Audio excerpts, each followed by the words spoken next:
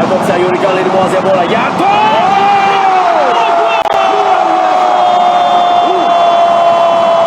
We didn't have all these tools the kids have now. Dan bisa menghebohkan publik. Begini, pernyataan mengejutkan legenda timnas Belanda Robin van Persie usai timnas Indonesia menang telak 6,0 lawan China Taipei tanpa ragu blak-blakan kayak gini. Benarkah? Dan jelas ditunggu publik. Pernyataan jujur Ketum PSSI Erick Thohir usai kemenangan sensasional timnas Indonesia malam ini. Kira-kira kayak gimana ya? Yuk tonton video ini sampai selesai. Jangan lupa klik subscribe supaya dapatkan berita terbaru dari kami. Dilansir dari situs web Fiksi Garuda, di kabar tepat hari ini, legenda sepak bola Belanda Robin van Persie tak bisa menyembunyikan kekagumannya terhadap performa timnas Indonesia yang meraih kemenangan meyakinkan atas Chinese Taipei dalam laga uji coba FIFA Matchday di Stadion Gelora Bom Tumo, Surabaya, Jumat 5 September 2025 malam. Meski bukan laga resmi, Van Persie menyebut ini lebih dari sekedar persiapan. Baginya, ini adalah sinyal kuat bahwa Indonesia telah berkembang dan siap bersaing di babak keempat kualifikasi Piala Dunia 2026. Robin van Persie mengatakan bahwa permainan timnas Indonesia kini sudah sangat rapi dan memiliki sentuhan sepak bola modern. Saya menyaksikan permainan mereka dari awal hingga akhir. Intensitasnya tinggi, pergerakan tanpa bola bagus, dan penguasaan lapangan sangat dominan. Cara mereka membangun serangan dari belakang itu benar-benar menunjukkan pendekatan sepak bola Eropa modern. Yang membuat saya lebih kagum lanjutnya adalah bahwa mereka bermain tanpa 3 pemain inti, yaitu Jay Itzes, Kevin Dix, dan Calvin Verdong. Ketiganya memang sengaja disimpan untuk laga berat melawan Lebanon. Jadi, ketika saya melihat performa seperti ini dengan pemain pelapis atau rotasi, saya harus akui, ini luar biasa. Rotasi tidak mengurangi kualitas. Pelatih tahu betul kapan harus hemat energi, kapan harus tampil maksimal.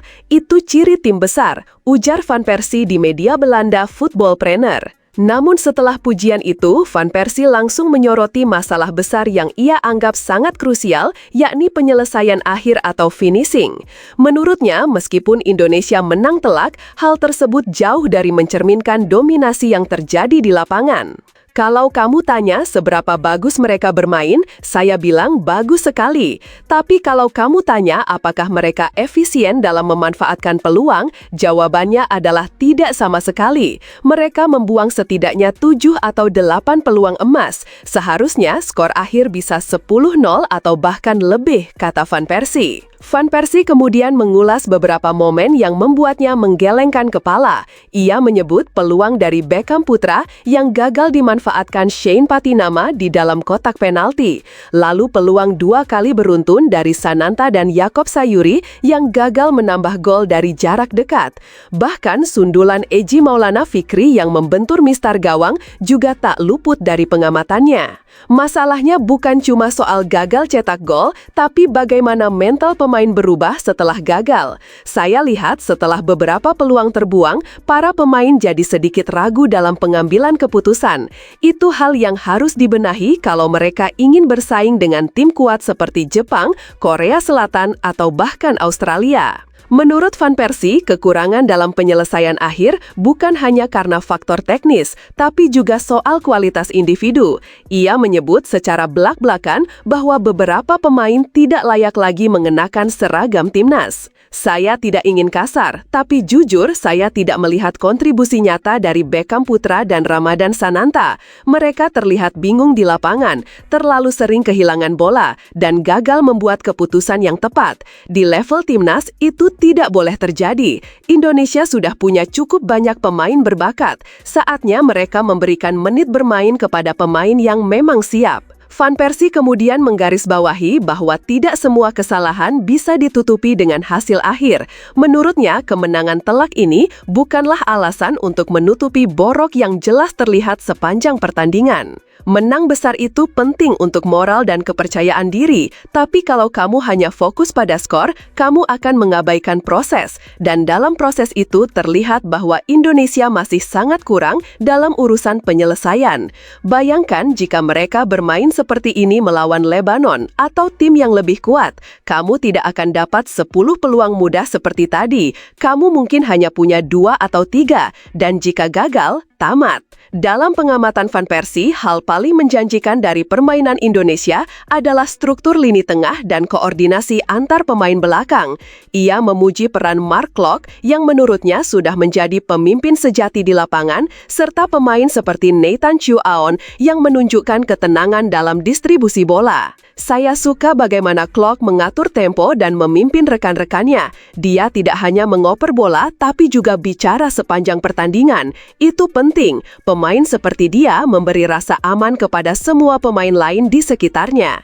Meski demikian, ia kembali mengingatkan bahwa semua kualitas itu bisa sia-sia jika lini depan tidak bisa mengkonversi peluang menjadi gol. Sepak bola itu soal mencetak gol. Tidak peduli seberapa bagus kamu menguasai bola, kalau kamu tidak mencetak gol, kamu tidak menang. Dan kalau kamu tidak efisien dalam mencetak gol, kamu bisa kalah dari tim yang hanya punya 1 peluang sepanjang pertandingan. Van Persie juga berbicara soal ekspektasinya terhadap Indonesia ke depan. Ia mengatakan bahwa jika pelatih Patrick Kluivert bisa menggabungkan kekuatan pemain naturalisasi utama dengan perbaikan di sisi finishing, maka Indonesia berpotensi menjadi kekuatan baru di Asia Tenggara, bahkan Asia secara keseluruhan. Saya tahu Itzes, Dix, dan Verdong akan kembali bermain melawan Lebanon. Jika mereka bisa menambah stabilitas di lini belakang dan lini tengah, dan jika pelatih bisa menemukan penyerang yang benar-benar tajam, saya percaya Indonesia akan sangat sulit dikalahkan. Mereka punya sistem, dan sekarang mereka hanya butuh eksekutor. Ketika ditanya apakah ia tertarik melatih di Asia atau membantu pengembangan pemain muda di Indonesia, Van Persie tidak menutup kemungkinan tersebut di masa depan. Saya suka gairah sepak bola di sini. Fans sangat bersemangat, stadion selalu penuh, dan saya lihat federasi juga mulai serius membangun dari bawah. Jika ada kesempatan, tentu saya akan pertimbangkan. Tapi untuk saat ini, saya hanya ingin melihat mereka terus berkembang. Komentar Van Persie tersebut langsung viral di media sosial. Banyak fans sepak bola Indonesia yang justru menyambut positif kritik tajamnya. Di platform X dan Instagram, beberapa warganet menyebut pernyataan Van Persie sebagai wake-up call yang dibutuhkan oleh timnas. Lebih baik dikritik sekarang daripada menyesal nanti, tulis salah satu pengguna. Ini menunjukkan bahwa dunia mulai memperhatikan kita, tapi juga mengingatkan kita untuk tidak terlena. Pelatih Patrick Kluivert belum memberikan pernyataan resmi terkait komentar tersebut. Namun dari sesi latihan tertutup yang digelar Sabtu pagi, sejumlah media melihat adanya perubahan komposisi dalam simulasi formasi tim. Sananta dan Beckham tidak terlihat dalam latihan kelompok utama, sementara beberapa nama baru mulai dimasukkan dalam uji skema ofensif. Laga melawan Lebanon akan digelar Selasa 9 September mendatang dan menjadi penentu langkah Indonesia menuju putaran kelima kualifikasi Piala Dunia 2026. Apakah timnas mampu menjawab kritik dan menunjukkan penyempurnaan di lini depan? Masih harus kita tunggu. Tapi tunggu, benarkah kabar tersebut? Simak hasil penelusuran admin di akhir video ini ya guys. Pertandingan antara tim nasional Indonesia melawan Taiwan akhirnya resmi dimulai setelah peluit panjang ditiup oleh wasit yang memimpin laga. Laga ini berlangsung dengan atmosfer penuh semangat dan antusiasme tinggi baik dari para pemain di atas lapangan maupun dari para pendukung setia yang memadati stadion maupun menyaksikan dari rumah. Sejak awal peluit ditiup mendandai dimulainya babak pertama, timnas Indonesia langsung menunjukkan intensitas tinggi dan gaya permainan menyerang yang agresif. Tak butuh waktu lama bagi skuad Garuda untuk memberikan tekanan serius kepada lini pertahanan Taiwan. Memasuki menit ketiga pertandingan, para pendukung Indonesia bersorak kegirangan. Gol pembuka pun tercipta dengan cara yang sangat brilian. Jordi Amat, bek tangguh yang dikenal memiliki kemampuan duel udara yang luar biasa, sukses memenangi perebutan bola di udara saat menerima umpan matang dari Beckham Putra. Sundulannya yang terarah tak mampu dihentikan oleh penjaga gawang Taiwan. Bola meluncur deras ke dalam gawang dan mengubah papan skor menjadi 1-0 untuk keunggulan Indonesia. Gol tersebut bukan hanya menjadi pembuka dalam laga ini, tetapi juga menandai gol kedua Jordi Amat bersama timnas Indonesia sepanjang karirnya. Sebuah pencapaian yang layak diapresiasi, terutama mengingat peran vitalnya dalam lini pertahanan tim. Jordi menunjukkan kualitasnya tidak hanya sebagai bek, tetapi juga sebagai pemain yang mampu memberikan kontribusi di lini depan melalui situasi bola mati. Setelah kebobolan, tim Taiwan mulai menunjukkan reaksi. Pada menit ke-5, mereka perlahan-lahan keluar dari tekanan dan mulai membangun serangan balik. Mereka mencoba menekan pertahanan Indonesia dengan permainan kombinasi dan umpan-umpan cepat. Namun, lini belakang Indonesia yang dikomandoi oleh Jordi Amat dan Rizky Ridho masih terlalu kokoh untuk ditembus. Koordinasi antar pemain bertahan sangat disiplin dan mereka mampu membaca arah serangan Taiwan dengan baik. Saat pertandingan memasuki menit ke-10, timnas Indonesia kembali menguasai jalannya permainan. Mereka menunjukkan dominasi dengan penguasaan bola yang tinggi dan pola serangan yang variatif. Skuad asuhan pelatih Indonesia terus mencari celah di pertahanan Taiwan dengan membangun serangan dari sisi sayap maupun tengah. Sayangnya, beberapa upaya masih belum membuahkan hasil karena kerap terputus di sepertiga akhir lapangan akibat disiplin bertahan dari tim lawan. Menit ke-15 menjadi momen yang hampir menambah keunggulan bagi Indonesia. Egy Maulana Fikri yang bermain aktif di sisi sayap mengirimkan umpan silang ke jantung pertahanan lawan. Umpan tersebut berhasil ditanduk oleh Yaakob Sayuri, tetapi sayangnya sundulan Yaakob masih sedikit melenceng ke sisi kiri gawang Taiwan. Sebuah peluang emas yang nyaris berbuah gol kedua untuk Indonesia. Hanya berselang 1 menit pada menit ke-16, timnas Indonesia kembali mendapatkan peluang yang sangat menjanjikan. Kali ini berasal dari kerjasama apik di sisi kanan antara Eliano Reinders dan Beckham Putra. Reinders melakukan penetrasi dan melepaskan tembakan ke arah gawang, namun tembakan tersebut diblok oleh kiper Taiwan. Bola muntah kemudian disundul oleh Yaakob Sayuri, lalu disontek oleh Muhammad Ramadan Sananta. Namun sayang, sontekan Sananta juga belum mengarah ke gawang dengan akurat dan hanya melenceng ke sisi kanan. Hingga pertandingan memasuki menit ke-20, statistik menunjukkan bahwa Taiwan belum menciptakan satu pun peluang berarti. Mereka lebih banyak bertahan dan kesulitan untuk menembus pertahanan solid Indonesia. Sementara itu, skuad Garuda terus menggempur lini belakang Taiwan dari berbagai arah. Namun, walau sudah menciptakan banyak peluang, Indonesia baru unggul 1-0. Namun, situasi berubah pada menit ke-22. Indonesia berhasil menggandakan keunggulan mereka melalui sebuah gol yang berbau keberuntungan, tetapi tetap berkat tekanan konsisten dari para pemain. Gol ini tercipta dari situasi sepak pojok yang dieksekusi oleh Mark Klok. Bola lambung dari sepak pojok berhasil disundul oleh Rizky Ridho ke arah kotak penalti. Bola tersebut sempat mengenai Ramadan Sananta sebelum akhirnya membentur tubuh Chow Ming-siu, pemain belakang Taiwan, dan masuk ke gawang sendiri. Gol bunuh diri tersebut membuat Indonesia unggul 2-0.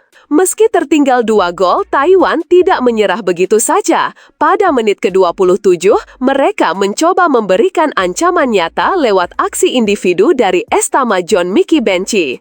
Pemain ini melakukan tusukan dari sisi kiri dan melepaskan tembakan keras ke arah gawang Indonesia. Namun, Jordi Amat kembali tampil sebagai pahlawan di lini belakang dengan blok krusial yang menggagalkan peluang tersebut.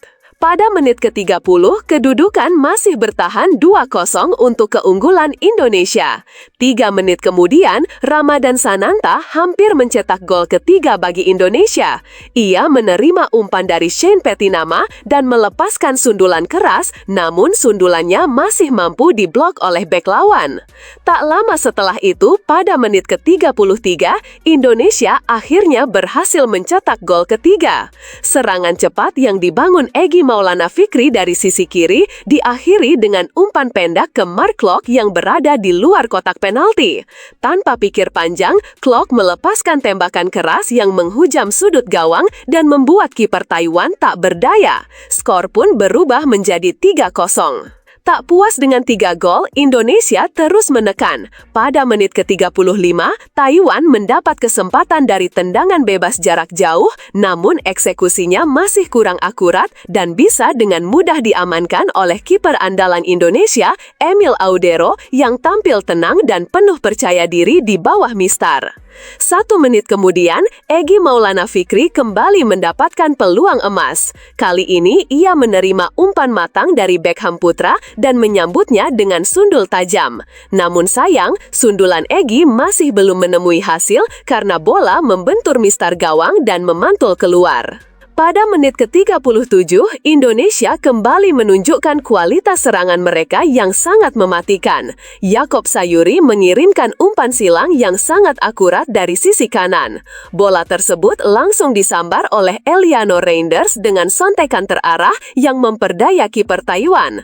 Gol keempat pun tercipta dan Indonesia kini unggul sangat nyaman dengan skor 4-0. Menjelang akhir babak pertama, tepatnya di menit ke-41, Taiwan mencoba membalas lewat tendangan bebas jarak jauh yang dilepaskan oleh Kung Chi-hyu. Tendangannya cukup keras dan mengarah ke pojok kanan bawah gawang. Namun, Emil Audero sekali lagi menunjukkan kualitasnya sebagai penjaga gawang kelas atas dengan menangkap bola secara sempurna dan menenangkan lini pertahanan. Mantan Mendikbudristek Nadiem Makarim kini ditahan di Rutan Salemba. Penahanan itu dilakukan selama 20 hari ke depan untuk kepentingan penyidikan sejak 4 September 2024. Direktur Penyidikan atau Dirdik Jampitsus Kejagung Nur Cahyo Jungkung Madio mengatakan bahwa Nadiem Makarim menjadi tersangka kelima dalam pengusutan kasus korupsi pengadaan laptop Chromebook. Nadiem Makarim diduga terlibat dalam meloloskan dan memuluskan Google agar bisa terlibat dalam proyek pengadaan teknologi informasi dan komunikasi. Untuk kepentingan penyidikan, tersangka NAM akan dilakukan penahanan di rutan selama 20 hari ke depan, sejak hari ini, tanggal 4 September 2025, bertempat di Rutan Salemba Cabang Kejaksaan Negeri Jakarta Selatan. Ex-Mendikbudristek Nadiem Makarim telah 2 kali diperiksa dalam korupsi pengadaan laptop berbasis Chromebook. Nadiem diperiksa pertama kalinya pada 23 Juni lalu. Kemudian kembali diperiksa pada 15 Juli 2025. Hari ini merupakan pemeriksaan ketiga Nadiem Makarim. Ia juga sebelumnya telah dicegah ke luar negeri selama 6 bulan sejak 19 Juni 2025.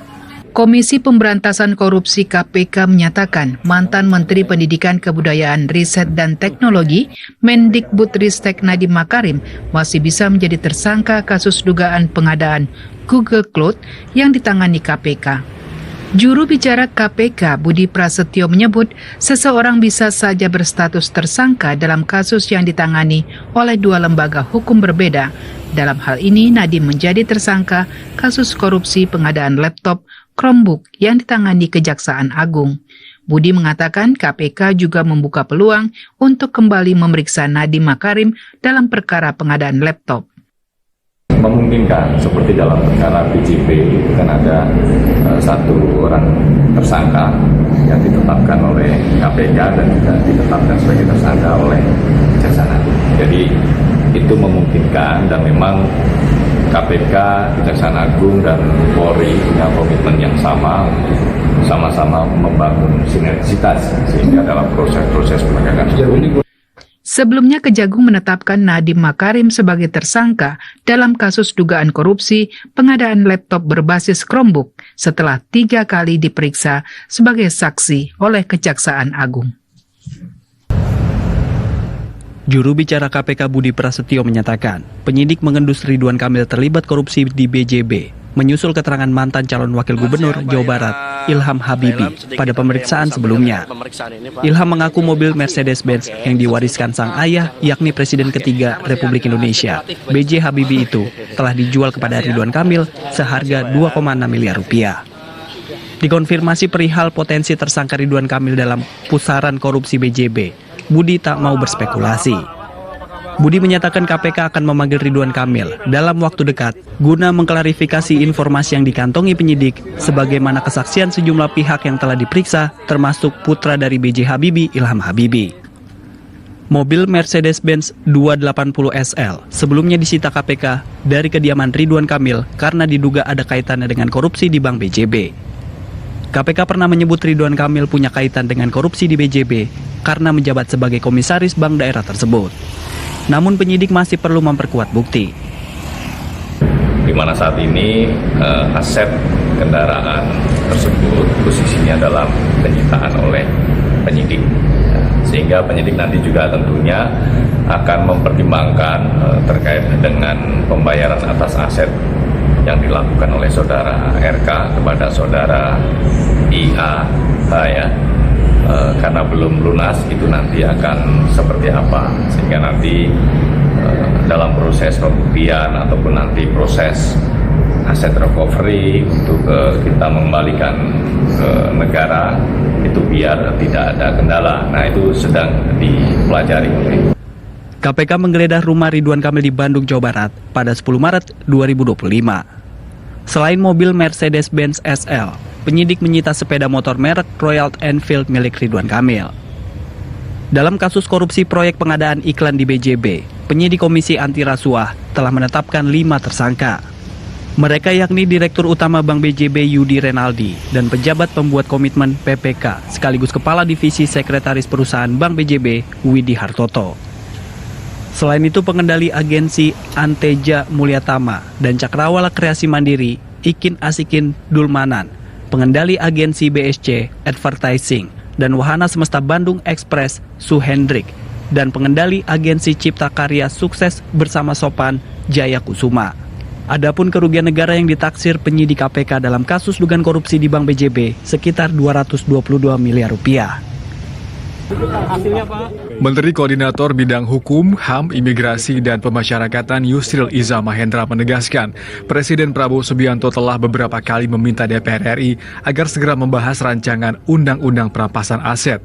Ia menjelaskan pemerintah tengah mempertimbangkan memasukkan RUU Perampasan Aset dalam program legislasi nasional atau Prolegnas tahun 2025-2026. Pemerintah sudah siap membahas RUU Perampasan Aset, tetapi masih menunggu kapan RUU tersebut akan dibahas oleh DPR.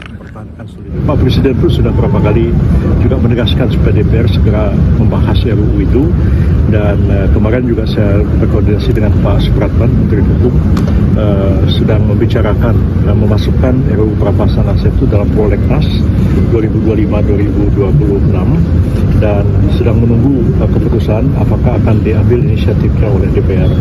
Kalau itu memang disepakati, DPR silakan mempersiapkan RUU Perampasan Aset itu, yang dulu sebenarnya sudah pernah diajukan oleh pemerintah pada masa Pak Jokowi, dan pemerintah siap untuk membahas itu, dan tergantung nanti siapa yang ditunjuk oleh Pak Presiden untuk membahas RUU Perampasan Aset itu. Sebelumnya, anggota Komisi 3 DPR RI, Nasir Jamil, mengungkapkan bahwa rancangan Undang-Undang Perampasan Aset baru akan dibahas tahun 2026 mendatang. Saat ini, DPR masih fokus menyelesaikan RUU Kitab Undang-Undang Hukum Acara Pidana yang ditargetkan rampung pada tahun ini. Sejumlah BEM dan perwakilan organisasi kemahasiswaan bertemu dengan Menseknek Prasetyo Hadi, Mendiktek Brian Yuliarto di Kompleks Istana Kepresidenan Jakarta pada 4 September 2025. Ketua Dewan Pimpinan Pusat Gerakan Mahasiswa Nasional Indonesia, Rishad Fahlevi, mengatakan telah memberikan aspirasi di antaranya membebaskan aktivis mahasiswa yang sebelumnya memberikan aspirasi di sejumlah daerah. Selain itu, kebijakan pemerintah harus pro rakyat. Dan beberapa poin tuntutan yang kami sampaikan di DPR secara umum kami sampaikan pada Sekretariat Negara selaku perwakilan pemerintah. Beberapa yang menjadi titik fokus kami adalah bagaimana kawan-kawan aktivis di seluruh daerah dan seluruh kabupaten kota bisa tidak ada yang dilakukan kriminalisasi.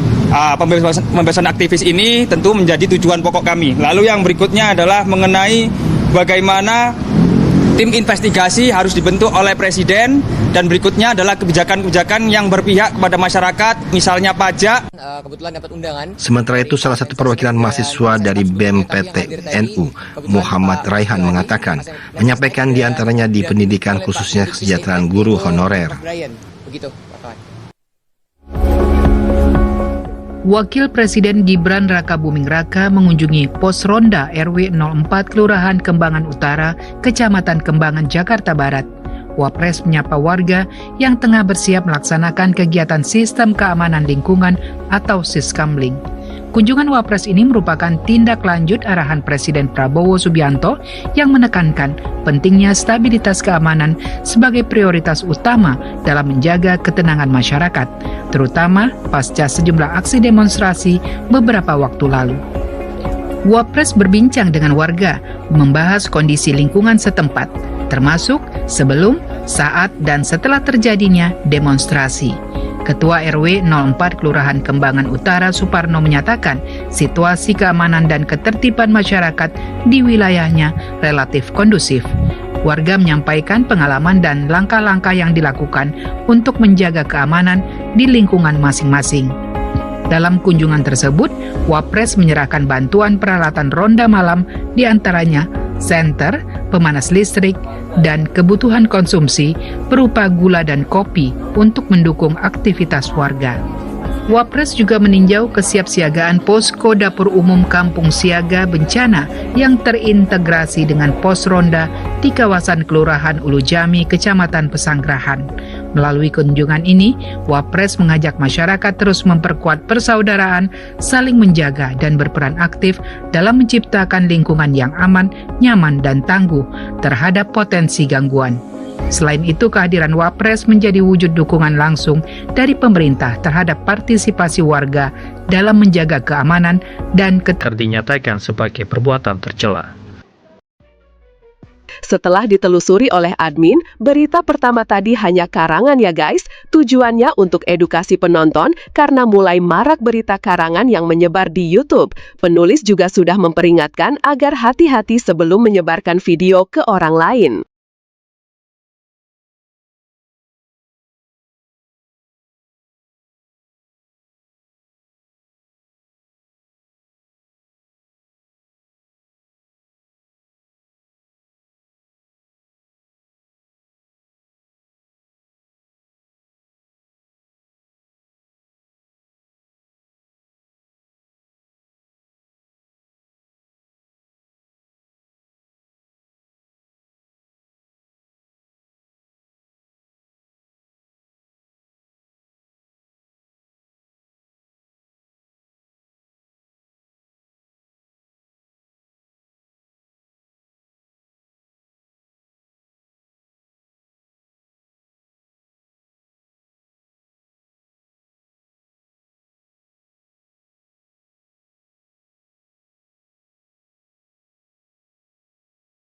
Dinyatakan sebagai perbuatan tercela.